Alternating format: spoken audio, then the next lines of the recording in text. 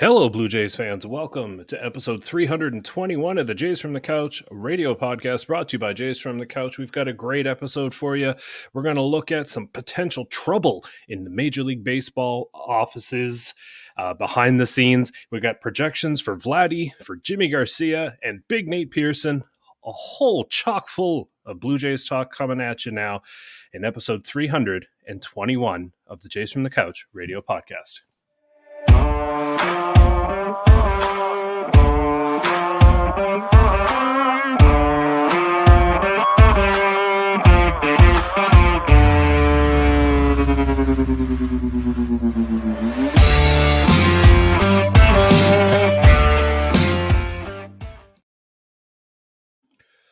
Hello, Blue Jays fans, and welcome to episode 321 of our podcast. We're going strong. Thank you for tuning in, whether it's live on YouTube, Facebook, or Twitter.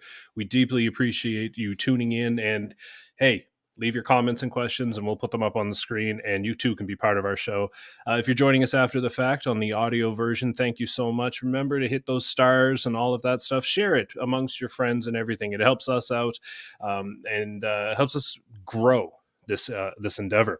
We've got a great episode for you this week. We're going to talk some projections, some Vladdy projections. It's sure to be a hot topic. And we're going to look inside the ever so juicy story of Major League Baseball and its boardrooms. And there may not be agreement in those meetings. And we're going to get into that. But first, before I do, I want to take a minute to remind you that Jays from the Couch is partnering with BetStamp. BetStamp is the single greatest tool a bettor can use. You download the BetStamp app and you can look at lines from across sports books, find the best bet for you to place. You can follow bettors, see what they're doing, what's working for them, and all of that fun stuff. And it is a great tool available on Apple or Google. Download the app today. Use the code JFtC when you do, and you can start betting like a pro. As well, one last plug here. We've created a Facebook group for Blue Jays fans. It's Blue Jays Talk for All. Everybody's welcome. Come join our group, Talk Blue Jays. You love our stuff on jaysfromthecouch.com. You follow our YouTube channel and all that stuff. Let's bring the conversation into this Facebook group. It's Blue Jays Talk for All. Join us today. All right, we've got a great episode for you, and I'm going to bring in my co-host as always. First of all, counting down the minutes to her trip to spring training this year. It's host of the Sunny Side of the Dome, Thursdays at 6 p.m. Eastern Time. Karen Suter, good evening, Karen. Good evening, Sean. You're excited, aren't you? I can tell. Yeah, we leave 2 weeks from Wednesday, so yep. It's getting closer and closer. Good for you. And as well, host of the On Feck Circle, Tuesdays, 6 p.m. Eastern Time. It's the Feckless Wonder himself, Steve Feck. Good evening to you, sir. Good evening, Sean. Good evening, Karen. I would love to go to spring training, but I have a fantasy league to run. We're getting ready to kick off the second season of the Jays from the Couch Fantasy Baseball League, and there we go. Rocket. There's my man. A perfectly timed plug there. Great, Rocket. Appreciate that. It's season 2. I spotted everybody last year. I finished last. I spotted everybody. The go-ahead there, and Sean didn't do well either. We didn't want you to think it was a fixed kind of situation. And we're expanding. It was so successful, we're going to expand. We're looking to go to 20 teams this year from our original 14. So you can send an email to fecklesswonder@jaysfromthecouch.com. Let us know that you're interested. There's not really any real qualifications for it. Just don't win. That's the only qualifications that I really have. I'm going to make sure that you can't possibly do better than myself or Sean or Sean's son. So as long as that's not going to happen, hey, we welcome you aboard. You can also go at info@jaysfromthecouch.com. Either way, the message will get to me. It is a Yahoo Fantasy League. We're still going to tinker maybe with some of the scoring. It is a group effort as far as what kind of categories and everything we go with. So we look forward to anybody out there that would like to join the league. Absolutely. It's a great league. What I noticed was there was a lot of bonding that took place from the start of last season to the end of the fantasy season. It was a great time. So I'm glad that we're expanding that, and I hope we can fill all 20 spots because it's going to be a lot of fun. But until then, we've got, man, I'm so excited about this MLB Minute edition.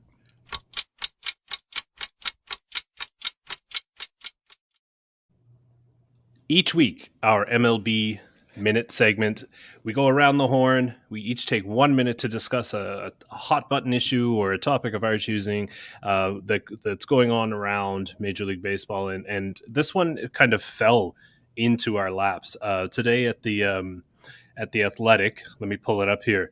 Evan Drellich had an excellent piece on the potential problems that Major League Baseball is facing, both short-term and long-term. And essentially what's happening is almost half the league is losing their broadcasts because the company that owns Bally Sports is going under. And that's about 14 teams that have are now in panic mode. How are their games going to be seen and all of that stuff? So it's a fascinating story, and MLB, as you can imagine, is in panic mode. But the point of Evan, not Ellen, Evan Drellich's piece is that Major League Baseball is forming a committee. It's just... sorry, I'm getting ahead of myself here, but they are forming a committee to look at the future financial situation of Major League Baseball.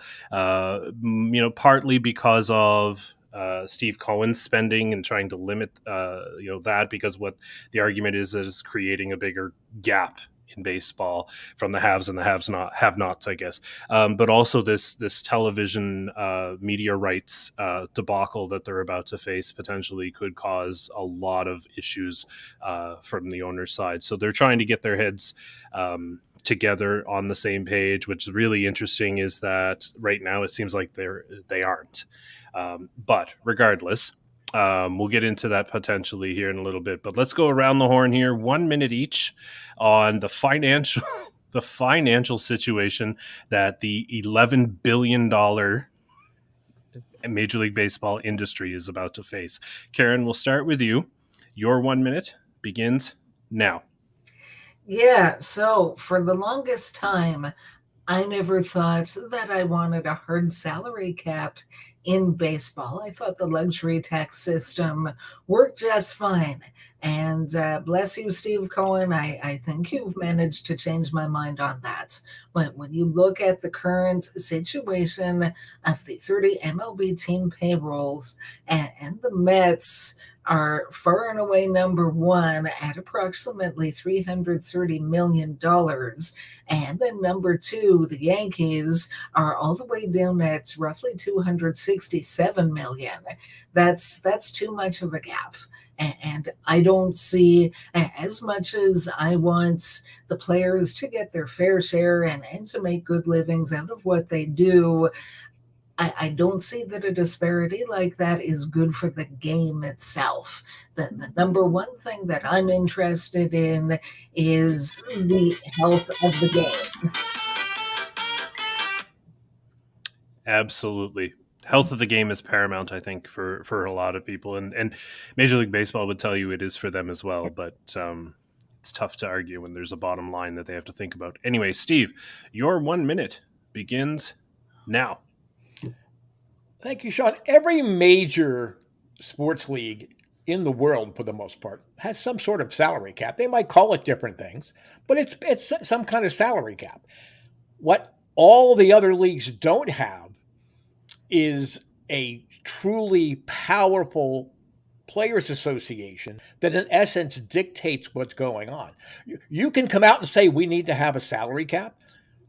And even if you have a salary floor, the union's not going to buy in. So really, what they need to do is start negotiating the new CBA now. Forget about these little committees and all this other stuff. If there's regional sports networks, that are going bankrupt, they can find places to stream games or broadcast them. Maybe, oh my God, have them over the air broadcast for a year. Wow, how about that? So everybody could get them. But forget that. You need to address this issue with the union. The MLBPA may be the most powerful union in the United States since the heydays of the steelworkers and the auto workers. Without them on board, you're just wasting your time. Interesting. And I'm going to go the opposite way here. My 1 minute begins now. I actually don't think a salary cap is the issue, because this whole luxury tax threshold system that they put in place was supposed to have addressed that. But along comes an owner like Steve Cohen who just doesn't care. He's willing to pay the penalties and all of that stuff to put a winning team on the field. And if I were a Mets fan, I'd be loving it. I would you can't tell me that every fan base in Major League Baseball wouldn't love that. You have an owner willing to spend. The problem is that you have owners who are not willing to spend.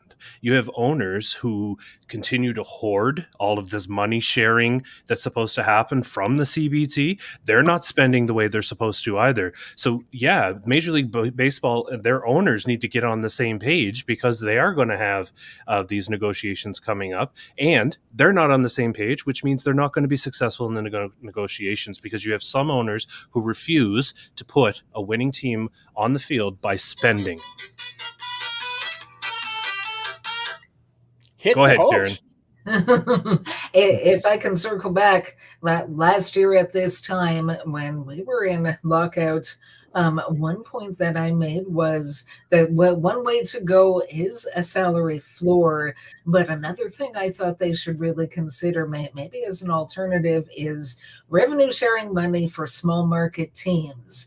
It just automatically goes to the teams. And then from what I hear, a lot of those owners, they don't spend it on salaries, they pocket it. That was never the purpose of the revenue sharing money. I think that receiving that money should be tied to a minimum team payroll. That if you're going to get that money, the whole purpose of which is to help you keep your team competitive, then you need to show a signed contract or contracts with players that meet a minimum threshold.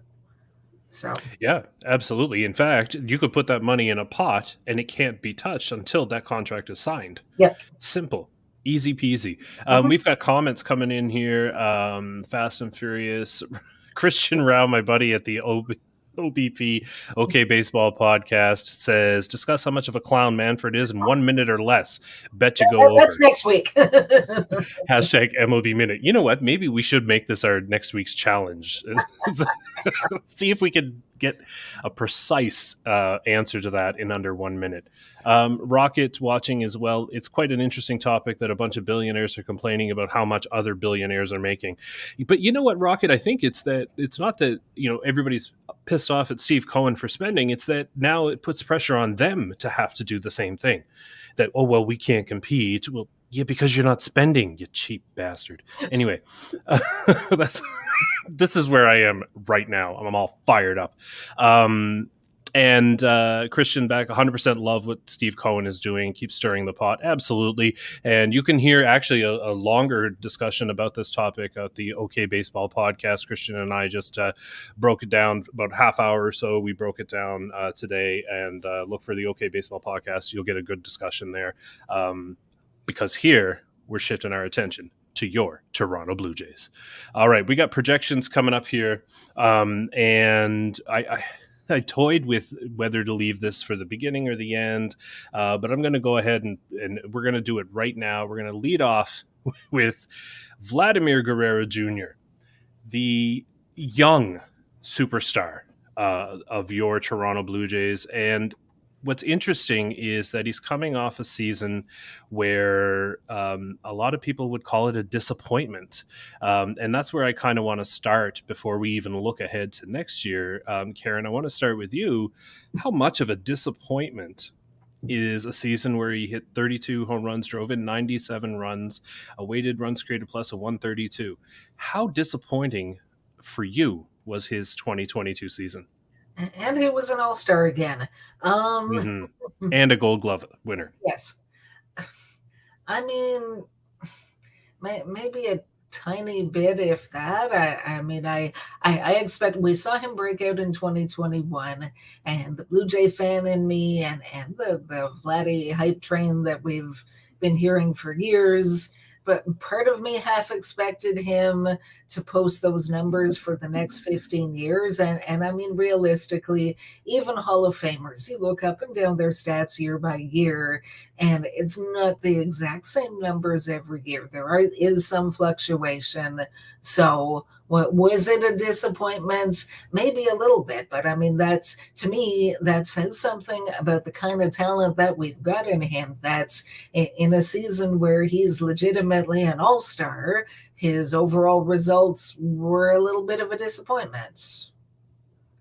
Right. And that's just it, right? Like, Steve, when you look at Vlad, the problem, I guess, is that, as Karen said, if this were somebody with a 10-year career, we'd have a little bit more context for the comparison here. But as of now, we have his monster 2021 season, and then we have 2022, which was a great season.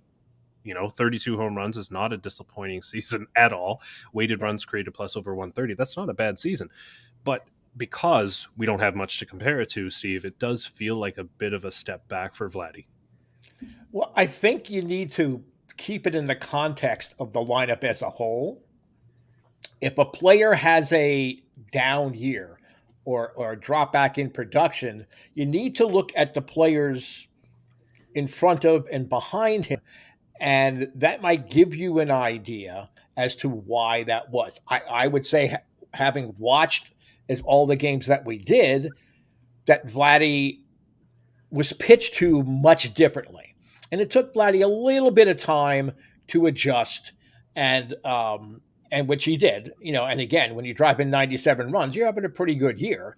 But I do think, especially the players behind him, but even to a certain degree, the players in front of him, I think Springer had a terrific year.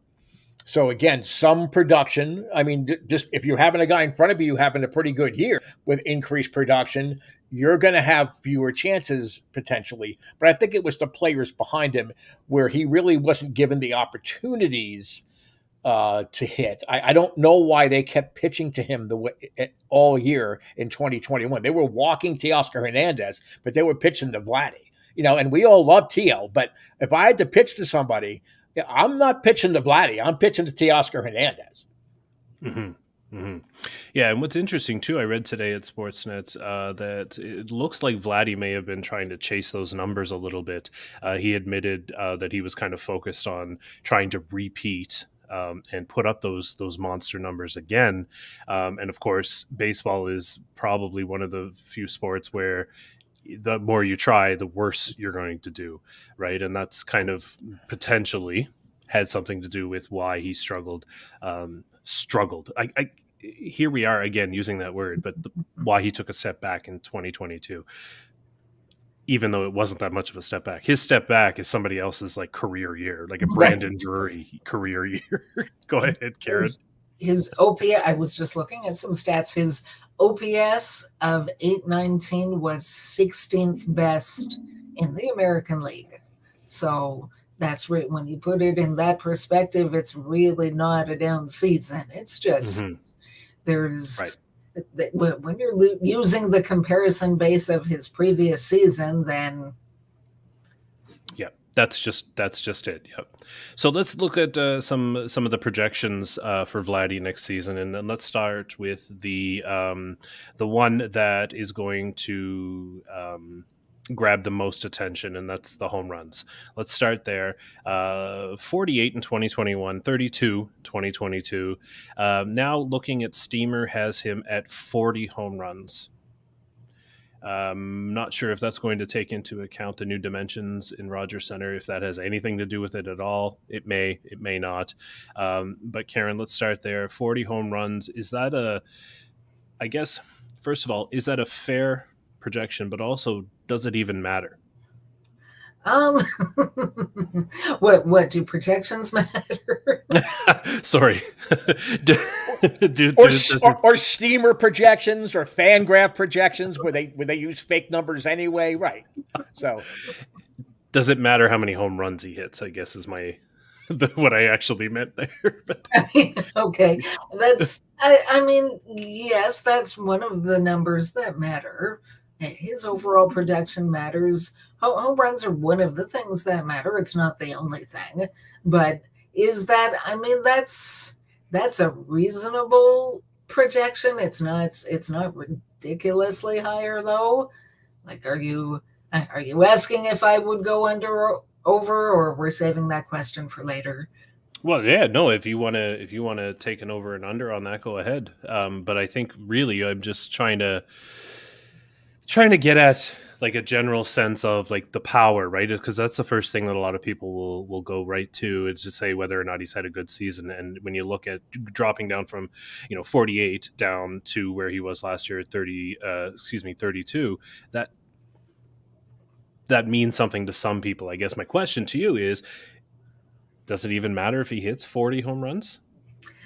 I mean, yeah, like, it's not hitting home runs to me is not the be all and end all. It's not the only thing that a hitter can do right or should do right. But yeah, it's for one of your producers, then yeah, to a point it does matter how many home runs you hit.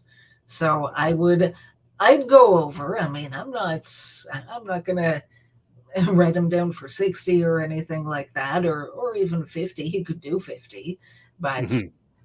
the funny thing about Vlad, as I've learned by watching him and hearing those who know more about me, or more about baseball than I do, is that Vlad, in terms of his swing, he's not a natural home run hitter per se. He's a line drive hitter. So it'll be interesting how we're bringing in the fences a bit, but also making them higher up. For someone who's a line drive hitter, that almost seems counterintuitive. And it's Interesting to see how interesting. that works. Yeah, it's interesting that you say that, because Rocket just chimed in. Let's be honest, whatever home runs Vlad hits, the dimensions aren't going to matter for him, since when he gets it, it's generally a no-doubter. I would agree with that, except several of his home runs are wall scrapers. They're line drive shots that are just hit so damn hard, that they don't have a choice but to leave the yard, right? Like, so I'm interested actually, to see how much that wall will play into things. But Steve, I'm going to ask you, when you're looking at a player like Vladdy, who is clearly the piece to this Blue Jays lineup, what is it that you are going to be looking for when you're going to the projections and all of that stuff? What is it that you go to first? If it's not home runs, if it's not batting average or weighted runs created plus or expected, then what projection number are you drawn to first? Um, I'm really looking at runs batted in, and I'm looking at OPS. Not weighted, not plus, not expected, not made up, not fairy tale, real OPS, real runs batted in. For me, that's what I'm looking at. Karen hit it right on the head. I don't think his swing is going to be affected by the dimension. I think he's going to need to make any adjustments.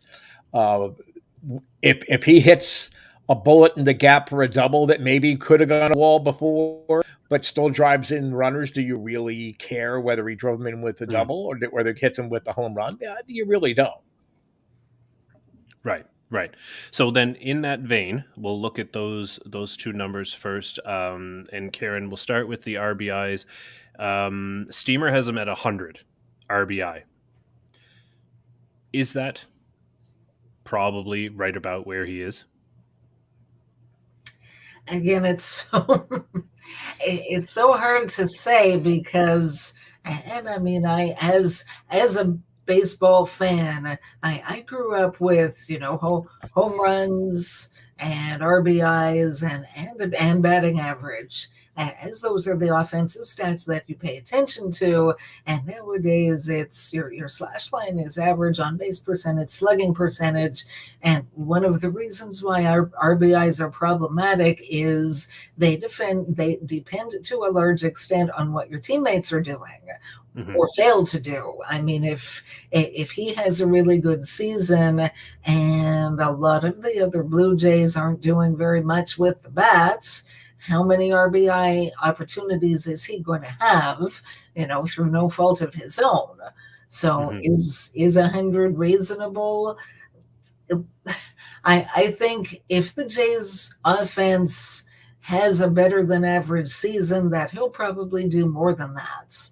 But yeah, I think it's hard to say because wide range of outcomes. Where have I heard that before? Yeah. All right. So Steve, 100 RBI. Is it doable? Because I have my answer. I'm just going to be the polite host, and I'll let you go first, Steve. No, it's doable, and I would definitely bet the over. I mean, I would go, to my Bet Stamp app, and I would bet the over if that, exotic is there. I mean, I'm going to do that. I believe that this year's lineup, especially because elimination of the shift and a lot of other different things, I really think there are going to be more RBI opportunities for the players, the production players, 3, 4, 5, even going down to 6, than there may have been, last season. So yeah. I'm going to go with the over, and because Vladdy he's a smart hitter, he's also an instinctive hitter. He's never going to focus on the homers. I think Karen had said that earlier as well. But because of that, I think he's going to have more opportunities to use the whole field to drive runners in, because I think he learned his lesson last year. And, now rather than coming back and having Charlie always clapping no matter what the outcome is, he's got John Schneider and he's got Don Mattingly now to come back to. And Don Mattingly is not shy, come back there and say, hey, nice swing. Why didn't you go the other way? Or why, why are you trying to hit the home run here? I think he's going to have that support, that practical everyday advice support that I think has been lacking in the past for him. So I'm going to say he's way over on the 100 RBIs. Yeah, all of that. And Dulcimeris actually took the words right out of my mouth. I don't even have to do the show anymore. I could just get all our people in our comments section. But Vlad will have more RBI opportunities this year. Predict more Jays getting on base ahead of him, and the speedy guys as well. So for me, it's the additions of the offense. Last year, I would say that the offense was more home run reliant than I think it will be in 2023. So that's where we are. Karen, we're going to start now. We're going to bring in our Bet Stamp over and under. Okay. Vladimir Guerrero Jr.'s OPS next year, 900. Karen, do you take the over or do you take the under? I'm predicting a pretty big season for Vlad. So as much as 900 is good, I'm going to go over. Over. I love it. Steve, over or under 900 OPS for Vladdy next year? Wow. I'm going to be optimistic for once, and I'm going to say over. But if he has an 890 OPS, there's not much between an 890 and a 910 OPS, to be real honest, unless you're having like what the year he had in 2021, where it's MVP caliber type of season. But so I'm gonna go over because I want to be optimistic. I like Karen. I believe he's going to have a big year. I mean, I really do, but I don't. I think the OPS, if it's under 900, it's not going to be by much. Of course, it doesn't matter because BetStamp's going to be able to find the best payout. So it doesn't really matter where it's going to be, I mean, because you're going to get a better payout. But honestly, if I would say push too, it might even be for a better. That might be a bet you want to stay with because I think the OPS could be affected by how the lineup produces around him. Yeah. Yeah, and for that reason, everything you guys said, I also feeling very good about Vladdy. So I'm going to take the over, the OPS of 900. Whether it's over by a lot or a little. Last 2021, it was over 1,000, just barely. So He doesn't have to go that high over 900, but if he does, it's going to be sweet. So I'll take the over. And don't forget to download the BetStamp app. Use the code JFTC when you do, and you can start betting like a pro. All right, we're going to move on now to Yimi Garcia. I would hesitate to make the argument, and maybe I shouldn't hesitate, Karen. I'm just going to throw it to you. Was he potentially, possibly, arguably, the Blue Jays' kind of most underrated bullpen arm last year? Yeah, very possible. He went out and he did everything that was asked of him. And they relied on him, and he very rarely disappointed. He was one of the better guys out there, and honestly, a pretty good pickup in the offseason last year. So, yeah, I like him. And Steve, same question to you. Same question: is he underrated? I think he's greatly underrated. I mean, again, he's been a closer, in the majors.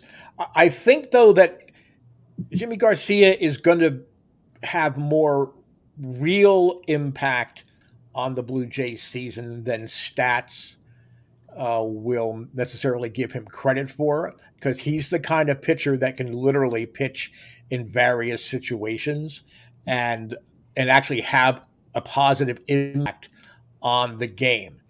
So I'm going to say that, yeah, he is definitely underrated. And if you're a numbers geek, you're going to hate Yimi Garcia, except for maybe strikeout numbers. But you really need to pay attention to what his real impact on the game is. I would agree with that. I think my camera has stopped working, so we're doing the world a favor here, and we're just getting the the silky smooth sound of my voice for. I thought it was a Wizard of Oz effect. I didn't realize that. I thought it was intentional to make it seem like it was some omnipotent being up there speaking down to the masses. If only. That's right. Yeah, well, anyway, I'm going to soldier on here camera-less, but I want to talk about one thing that I think that the bullpen pieces, one thing that's really important to the bullpen piece is you have to be able to limit the number of home runs. And Rocket chiming in here disagrees that Simber might have been the most underrated, that's not a bad call. But getting back to Yimi Garcia, one thing that stands out to me was his home runs per 9 innings last year was 0.89, a big reason why he was successful. However, looking ahead to next season, Karen, it looks like he's projected to go all the way up to 1.41 home runs per 9 innings. That changes his role dramatically. So, Karen, I saw the reaction. You can't see my reaction to your reaction, but I can see yours. But talk to me about Yimi Garcia and his home runs per 9 innings and whether or not you feel as worried as those projections make it seem. Yeah, see, this is why I don't pay a lot of attention to projections. Like you look at something like that, that's just so silly and out of the blue. I mean, maybe he regresses a little bit from having a really good season last year, but I don't see him regressing that much unless he's injured and doesn't tell anyone, or they just overwork him to the point where his arm falls off. I mean, no, I don't know where they came up with that, but no. Steve, going to you, are you as concerned with his ability to give up the long ball? And the reason I ask, this isn't something that's new to him. Going back to 2019 with the Dodgers, he had a home run per 9 of 2.17, and the year before that it was 2.82. So this is not something that is unfamiliar territory for Yimi Garcia. So how concerned are you that what happened last year with his ability to limit the home run, how concerned are you that that's not going to continue? I'm not concerned at all. And even if it's at 1 or like 1.05 or some kind of number. I mean, I'm okay. Relievers are going to give up home runs based on how they're used. Now, if he's your ninth inning closer, which he's not going to be on this team, Mhm. you don't want a number over 1 probably as far as home runs being surrendered by your closer. But if you're coming in true leverage innings in the 6th or the 7th or the 8th, and there's nobody on base, maybe you try to set a hitters up for an entire series, and you try to sneak, let's say, a slider in where maybe it might call for a fastball or a breaking ball away, and maybe you give up the home run because the slider doesn't quite have the bite it should. So I think when you're talking about projecting home runs, you have to also take it into the context of what the situation is when they gave up the game, gave up the home run, and that ties into a reliever's ERA sometimes. Okay, if you got runners on base, that's why the ERA is going to be inflated, because maybe he's only pitching a third inning or two-thirds of an inning, but he gave up a 3-run homer. That's different than maybe facing the first batter of an inning or a second batter of an inning and there's nobody on, and you're really trying to set up the hitters for an entire series, and you make a mistake and someone knocks it out for a solo shot. Mm-hmm. Mm-hmm. Yeah, not all home runs are created equal. Karen, we're going to jump right into our next over and under. In 2022, this actually number surprised me. I don't know why. The number of holds that Yimi Garcia had, he had 22 holds, which is kind of impressive because I did not see it being that high. Regardless, 22 holds, projected at 15 next season. Karen, do you take the over or the under on the number of holds that Yimi Garcia sees? I might go a little bit under that, and in saying that, it's not that his performance is going to drop drastically. Right now, I'm taking the optimistic viewpoint that they're going to have a number of different leverage options down there that they can rely on. And that's the eighth inning or a hold situation or whatever you want to look at it. It's not necessarily going to be just his. They'll rotate. If he's pitched a couple days in a row, they'll give him a couple days off because they'll have other guys who can get the job done and they can rely on. So I'll go a little under. Okay. And Steve, over or under on 15 holds for Yimi Garcia? I'm going over. I think the hold is one of those that people just don't look at unless you're in a fantasy league. You don't really understand how valuable that it is. Because you can get a hold for a variety of different reasons. Again, some of them are cheap, but basically, I think a hold really shows a pitcher that's being consistently very good to excellent, and I think that's what we're talking about with Yimi Garcia here for 2023. So I'm going to go over. Mm-hmm. Mm-hmm. Interesting. I'm actually going to take the under because I think the addition of Eric Swanson will impact that. But I agree with Karen that I think right now things look pretty good as far as how the bullpen will be set up. Of course, another factor will come up here in a minute. But I'm gonna go ahead and I'm gonna take the under because I think there's more wealth to be spread around, I think. But we'll see. Remains to be seen, but that's my bet. And I'm going to remind everybody to download the BetStamp app using the code JFtC and start betting like a pro. All right. Now we're going to slide in here one that, I think we should talk about, but I don't know if he will have an impact on this roster or not, which is kind of makes it an interesting conversation, and that is Nathan Lukes. Excuse me. Right now, he's there on the Blue Jays outfield depth charts. Not sure if he's going to still be there. We keep looking for an additional outfielder. Robbie Grossman went to Texas, which is not overly surprising. I honestly could have also seen him in New York. But anyway, right now, Toronto looks like Nathan Lukes could have some kind of role in this team. So, Karen, my question to you is, what do you see that role for him? Yeah, I mean, that's, excuse me, that's kind of interesting because Nathan Lukes, is he a natural outfielder then? Help me out here. Maybe I should already know that. Yes, sorry. Yes, yeah. Okay. Yeah, because I don't know if you saw in our chat room a couple days ago, I was picking Ryan Mueller's brain. And Ryan Mueller, for anyone who doesn't know, he's with Jays from the Couch, and he knows the minor league system inside out and backwards. Yes. So if you want to know anything about Jays minor leaguers, he's a very good person to ask. And I said to him, basically assuming that the 26th man on the major league roster at this point will be filled by a Blue Jays prospect, who would be their best choice and why? And he had Nathan Lukes third, behind Otto Lopez and Addison Berger. So, I mean, there's different ways you can go.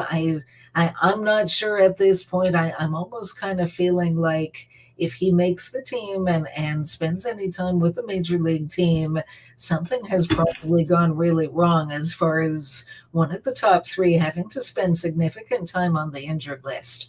I mean, if it's a better use of your depth and the talent available to utilize Otto Lopez, who's played some time in the outfield, even though he's more of a natural infielder, and use Merrifield and or Biggio in corner outfield positions. They've got to do whatever helps them win the most games. So I'm not sure how much we'll even see Nathan Lukes. Right. And Steve, generally, how big a role do you see Lukes having in this 2023 season? Well, I don't see him having a big role probably until, let's say, after the All-Star break. I think it's important for a guy like Lukes to get some more reps, at the AAA level before you insert him in. Like Karen said, if an injury or two happens, then you're sort of stuck having to bring him up. I mean, I'm fine with Kevin Biggio and Whit Merrifield having limited rotation turns in the outfield.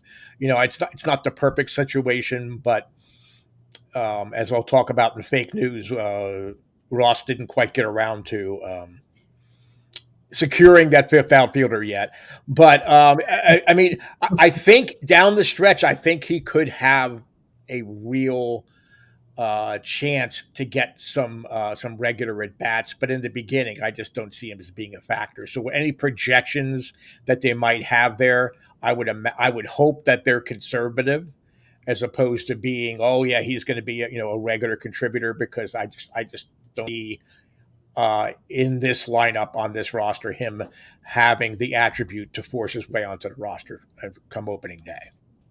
Yeah, I think that the entirety of the offseason kind of made him pushed him even further down the depth charts. They don't need a lefty bat like they did previously, and so that's going to bump him down further. Yeah, I agree. If we see him at all in the 2023 season, particularly early on, things have gone really, really wrong. Yeah. But in the interest of placing a bet, Karen, let's go with Fangraphs has him projected to see action in 16 games in 2023.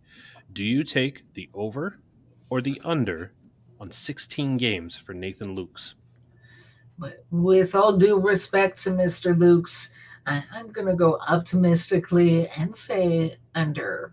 And again, I find myself guided by what Ryan Mueller had to say, that he had both Otto Lopez and Addison Berger ahead of him in the depth charts as players that could potentially help the Toronto Blue Jays right now. So even if somebody, let's say one makes the team as the 26th man, even if somebody has to go on the IL, maybe that's when you call up the other, and then Nathan Lukes is still at AAA. So hopeful on the under. All right, Steve, do you take the over or under on 16 games for Nathan Lukes? I'm going to go over, and it's not because of any potential major injury happening. I just think that, and it might not even happen in the spring, I just think that he will hit his way into the Blue Jays plans after the All-Star break. I mean, I just have, it's just one of those gut feelings that I think that he has that ceiling that he can hit his way into the plan. So I'm going to go the over. Interesting. Now, if we could guarantee that they would all come in September when the Blue Jays have already won the division, then I'll go ahead and take the over. But Dulcimeris has a really interesting point here. Say Lukes gets traded and then gets the over on MLB games. Is it for MLB games or any team, or just the Jays? And that's a fascinating question. The projections are obviously, because he's playing on the Blue Jays, that's what is listed on his page, but his projections don't necessarily say whether or not it's with the Blue Jays or not. So could be a rather interesting story. So maybe there's another bet we could make, is whether or not Nathan Lukes gets traded, and when. Oh man, so many bets to make, and to keep track of all your bets, you can download the BetStamp app using code JFtC, and you can bet like a pro. All right, we're almost done with our projections for 2023, but we've got one now that I think I'm almost more excited to talk about this one than any so far. And we've already talked about Alek Manoah and Vladdy, Alek, of course, in the previous episode, last week's episode. But I want to talk about Nate Pearson. And before we even dive into any numbers, Karen, when you look at this Blue Jays roster, is there anybody on the Blue Jays roster who could be a bigger X factor than Nate Pearson, in a sense that he could come in and take a bullpen job by storm and be one of the best relievers we've seen? He could, if healthy, even push to be, a depth starter. But there's a lot that could go on depending on how Nate Pearson goes. So, Karen, is there somebody who fits that description more than Nate Pearson?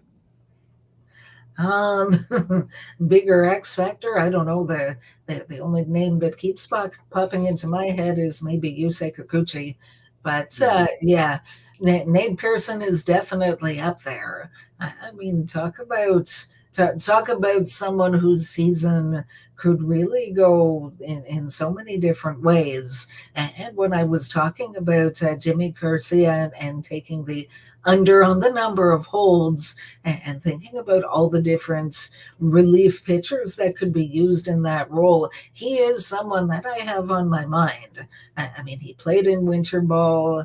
It was only a dozen or so games, but his stats look pretty good. And really, if he can stay healthy, and he had such a high ceiling once upon a time, and it would be great to see him still have some of that and do well even in a bullpen role. So yeah, agreed. Steve, Nate Pearson's winter league performance resulted 12 innings, 16 strikeouts. Like, he looked good, did not give up a single earned run. So looks good, looks healthy. Steve, could his performance be that impactful for this 2023 Blue Jays team? I think it can, but in a way that I don't think any of us want to see it play out. If he has a strong spring, if anybody's going to get traded early off this Blue Jays team, it's going to be Nate Pearson, because there's going to be a lot of teams that are going to be really looking for pitchers that can step in right away to start on their roster. And I think that's where the X factor is. I think the Blue Jays could, at some point during spring training, if Nate Pearson proves he's healthy and he's really pitching well and his command is back to where it needs to be, I would imagine that people are going to call on him, and there's going to be at least one offer that even Rickens can't say no to. Interesting. All right. Well, let's look at it then. Diving into his projections, he did not see a single inning of big league ball in 2022. 2021 was just 15 innings. 2020 was 18 innings. So let's start there. The projections for innings pitched. I mean, obviously, health is such a massive part of any conversation with Nate Pearson. However, Karen, let's take a look at it. Steamer has him at 71 innings, and that is in 49 games. So taking, multiple innings, right? So there's that swingman or even the opener strategy. So 71 innings for Nate Pearson, Karen. Do you think that that's a reasonable guesstimate, or is health too much of a factor that that we can't bank on that? Yeah, I mean, whoa, quite the projection there. Yeah, I don't know how reasonable that is. As you said, I mean, when is the last time we saw Nate Pearson fully healthy? I think the last time I saw him fully healthy is when I went to spring training in 2020, right before everything shut down. And he was down there and he was looking lights out. And I really thought he was going to be the next big thing. And then, Mm-hmm. yeah, that seems high. Yeah. Steve, what are your thoughts on the innings pitched? 71 innings over 49 games, with, by the way, 5 starts. Okay, so we're talking with the Blue Jays, correct? We're not talking like Dulcinea had suggested. I mean, because again, I love Nate Pearson. I really do. I mean, the first article I ever wrote for Jason the Couch was about Nate. But I'm going to go under because I think that they're going to want Nate Pearson to prove that not only is he healthy, that he's got his head straightened out too, because it was a deer in the headlight a couple of times when he was healthy and pitching. So I'm going to go under. I think if he comes up, it'll be later. It wouldn't surprise me if he would overtake someone for a fifth starter position if people do struggle. But I mean, overall, I'm going to say under on those innings. On those innings, that's interesting. To me, it seems like Nate Pearson almost might be the perfect opener scenario where he has the time to build up. Oh, will you stop it? The opener is dead. We will other than like a doubleheader stack up, we will never see an opener ever used as long as John Schneider and Don Mattingly are on the bench. We'll never see an opener. I don't know, because Nate Pearson might be the guy, right? Like, give him that time to prepare for his start, go 2 innings, all out, balls to the wall, and then you're done. And then that, to me, might be a good way to ease him into, and then really find out, can they stretch him out more, or is he just a bullpen guy, as Rocket says, because Rocket is done with the whole starter conversation, only want to hear him as a bullpen arm and want to put his starter hope be crushed because we need to put him in the best place he can help this team win and close out games and conserve him. There you go. There you have it. So now, excuse me, let's kind of hone in on his innings here, and let's really, for our bet, let's place a bet, Karen, the number of starts, because I don't think right now we could even agree on a role for Nate Pearson, really, and we could hammer it home for forever. I don't think the three of us could even agree on a clear role for him. So, Karen, let's start with 5 starts in 2023. Do you take the over or the under? Under. 0. Zero starts. Yes, I believe I'm with Rocket there. To me, the way that he was used in winter ball, I believe that the organization, with all the health problems he's had, sees him as a relief pitcher now. That's like short inning relief pitcher, Do the best you can to keep the guy healthy and give him a chance to impact the major league team. I think his days of possibly trying to be wanting to be being used as a starting pitcher are done. Mm-hmm, mm-hmm. All right, Steve, the over and under on 5 starts, and for just so we're clear, we assume it's with Toronto.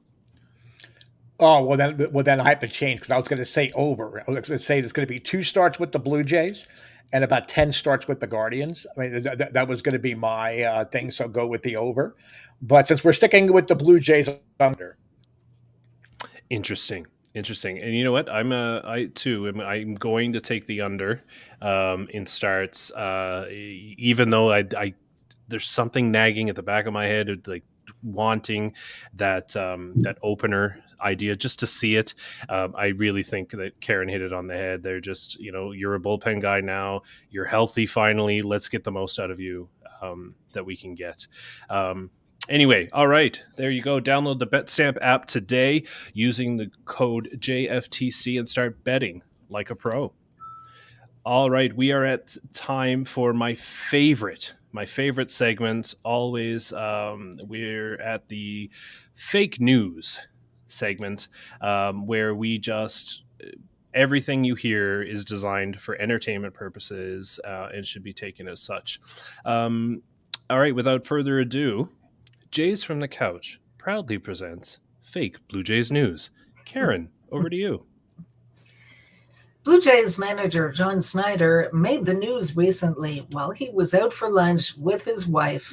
Another diner in the establishment started to choke. Fortunately for this lady, Schneider was familiar with the Heimlich move from years past, and he was able to successfully perform that move on the lady and stop her from choking.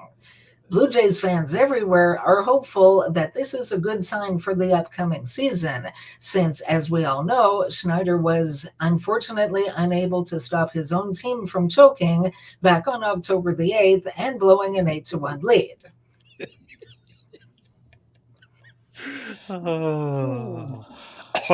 Yep. I wish I could see your face right now.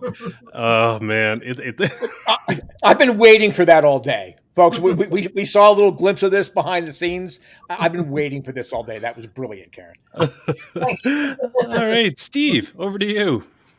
Thank you, Sean. In an interview with friend of the show, Shai Davidi for Sportsnet, staff ace Alek Manoah once again thrilled Blue Jay fans because he talked about not being on a mission to win the Cy Young, but, I quote, on a mission to win the World Series. Now, when asked for a comment, Jays general manager Ross Atkins told Jays from the Couch that while he admires his commitment and being on a mission to win a World Series, the team has no plans to trade him until the July 31st trade deadline. To paraphrase, boy, that obviously bombed really bad with Blue Jay fans across the nation.